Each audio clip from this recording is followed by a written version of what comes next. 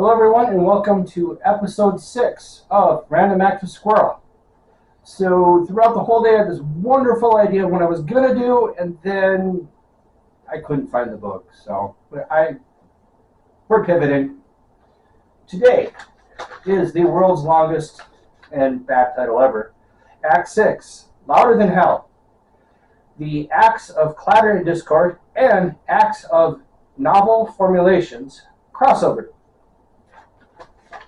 My plan initially was I have a book, and once I find it, I'm definitely going to bring it up because it's got some cool stuff I want to talk about in it, is I wanted to open the third playlist I had talking about books. So I literally went through my whole discombobulated shelf of stuff, and I could not find the book. I checked under the nook in my bedroom, couldn't find it, checked over the shelf, and it's somewhere. I don't know. So still want to do the book thing, decided, you know what? Let's go find something. So I found this book, Louder Than Hell. It's awesome. And so today's goal is going to talk about this. Since it's a book basically about music, we're going to include this on the music thing too. And it's going to be the start of the second part, which I pointed out, which is novel formulations. And that's going to be all the book review stuff.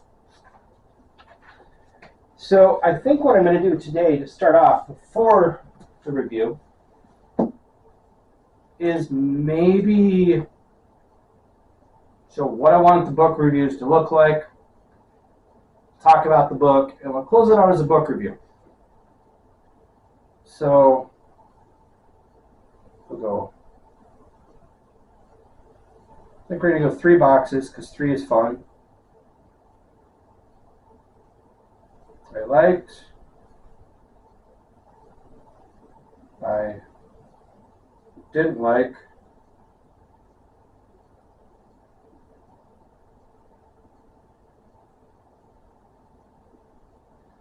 and then rating.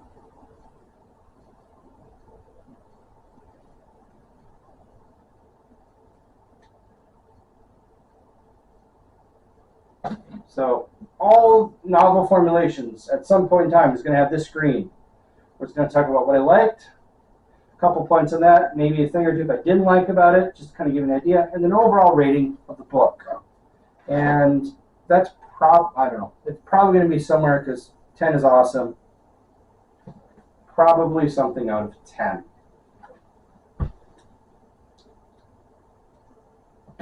What I loved about reading, and this I think is going to be 2 parts, because I like talking a little bit about like what it is I like about the format. I'll tip in a little bit on this. When I find the other book, I'll find the book I really wanted to talk more about it with this. I'll go more into that stuff. But I do feel one of the things that makes books or books on tape, anything that's kind of like a book or designed to be read, slightly different than, say, media, say like DVDs, television, that kind of movies, that kind of thing, or music, is there's a lot of movies that when they're bored I turn them off, or I'll just kind of trudge through them. There's a lot of music that I'm love-hate to that either goes on or goes off. Books are weird to me. Like, I can have a book that I really don't care that much about, but I'm 2/3 the way through and I like it enough that I'll just trudge through just to finish it. And so of all the 3 forms I talked about, movies, books, and music, it's the one I'm probably the most forgiving for, at least while I'm doing it, but afterwards I'm much more willing to say if it was junk or not. I don't usually feel like I waste my time. I'm not a speed reader. I actually like to sit and enjoy it. So when I got this thing's a tome. Look at this thing. It's huge.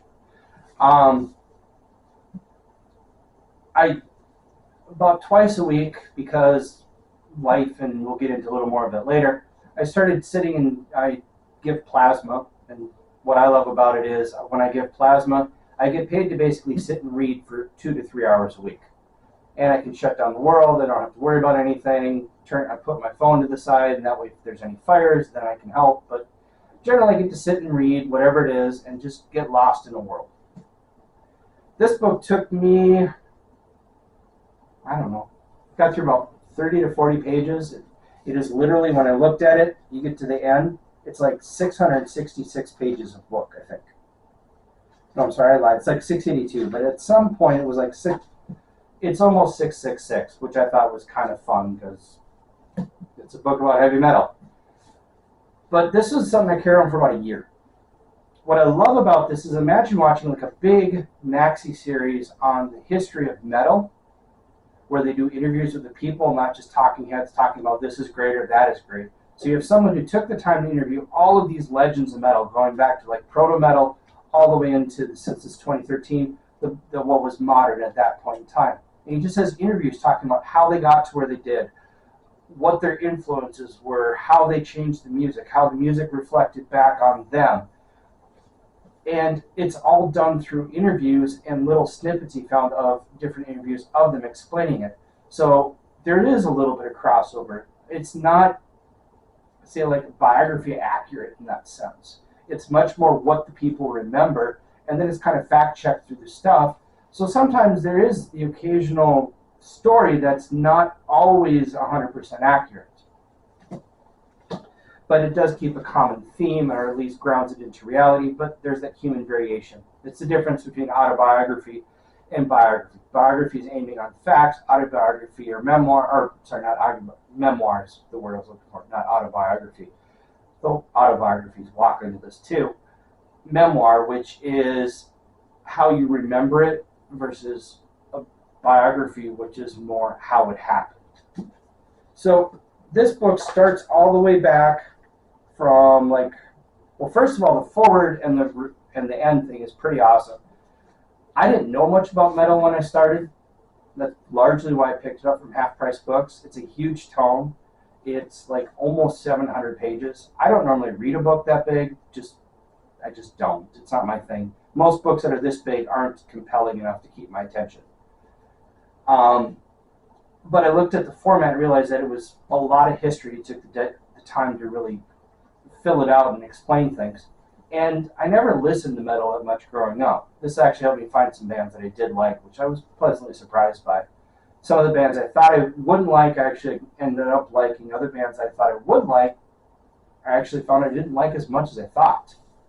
But it starts off with a bang, and it is Anthrax's Scott Ian does the opening for it. And they close the book off with the lead singer from Iron Maiden.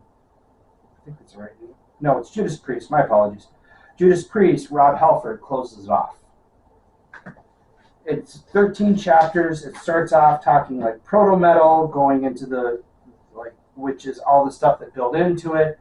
Goes into other, like the second part goes into Sabbath, Judas Priest, that kind of stuff. And then he hits the British Steel, or the British Steel New Wave, or British Heavy Metal that came through.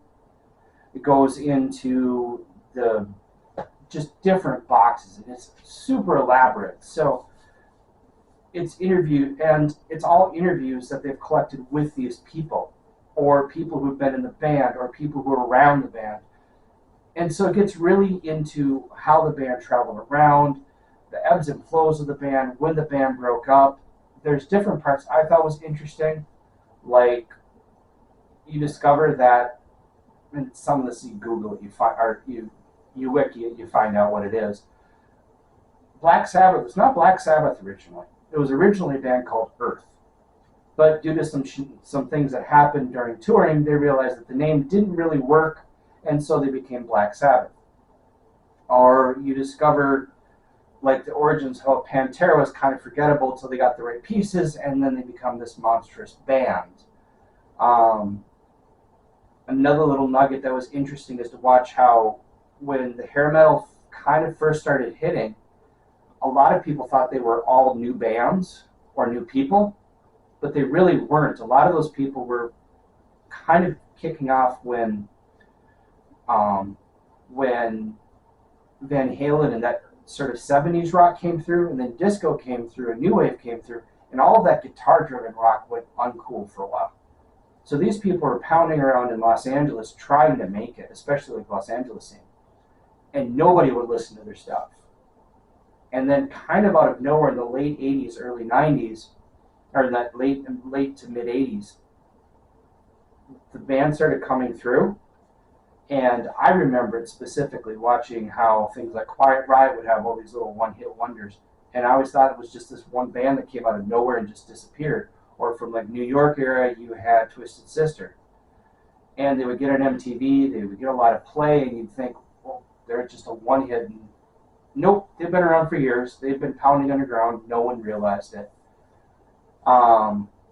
It did a really good job of talking like 80s thrash and that kind of stuff. Like you talk the big four in 80s, which are for as far as metal, which is, let's see if I can remember them all off the top. There we go. It's Megadeth, Metallica, Slayer, and Anthrax, as far as the four big bands that came out of the 80s, and talks about how they got together, how they worked with each other, some of the record companies that helped make them. Very in-depth, and I found it very interesting. I just highly recommend it. If you can find it, it's probably cheap enough on a half-price books or some other place like that. Super amazing book to get into.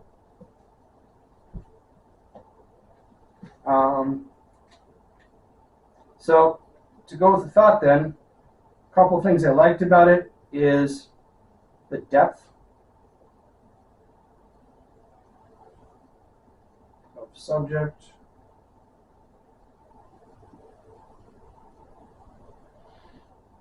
And what else will I say here? And just the writing style I thought was amazing.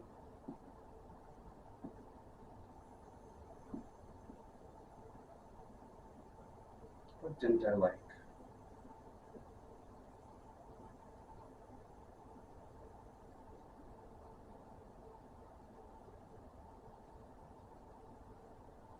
Look at that. The most engaging YouTube you can ever see, right?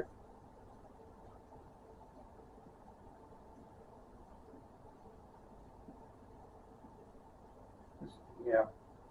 In my head, there's a joke on this last thing I wrote. If I say it, maybe it'll sound slightly better than a dad joke, but we'll see.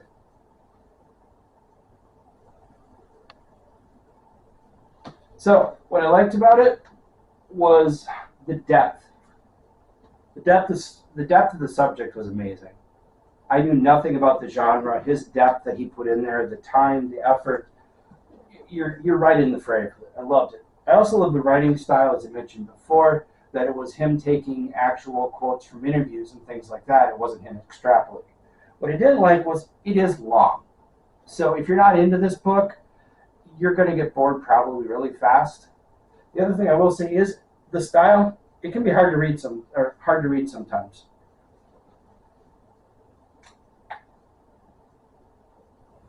Kind of like my writing, which that's a lie, because according to many people, it's chicken scratch, so it's hard to read all times. So it can be a little bit hard to follow sometimes, just because there is slight variations on the narrative. So you have one person describing, say, what's happening between a feud in the band, and then the other person, and you get a little bit of crossover on who did what. So you may have to go back and reread some of that stuff. What I like about it, though, still, since it's a book form, it's harder to go back. If it was like a documentary, you just kind of, it's like a docu-series, you would just flow through it, and you probably wouldn't catch it, whereas you can go back and, oh, this guy said this guy said that, and it's a lot easier to track. Rating-wise, I'll give it 9 out of 10. It is an amazing book. There are a few books in my world that should be 10 out of 10.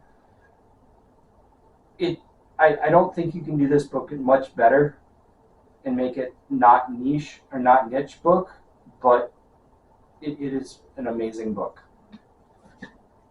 So that is your first novel formulations video. If you like what you're seeing here, you have certain books, and maybe ask if I've read them or things that you want me to read in the future, go ahead and put it in the like column or down in the comments below. If you like what you saw, hit the like button. If you like the range and diversity I'm trying to aim here, just the squirrel that's going on, definitely hit the like button. Definitely hit the subscribe button.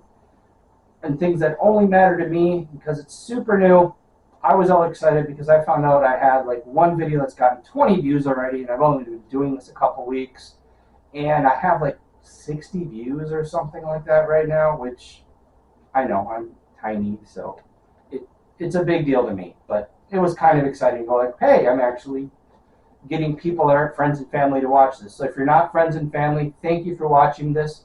If you want to keep watching me discuss random acts of things, hit the subscribe, hit the like, and thank you for your time.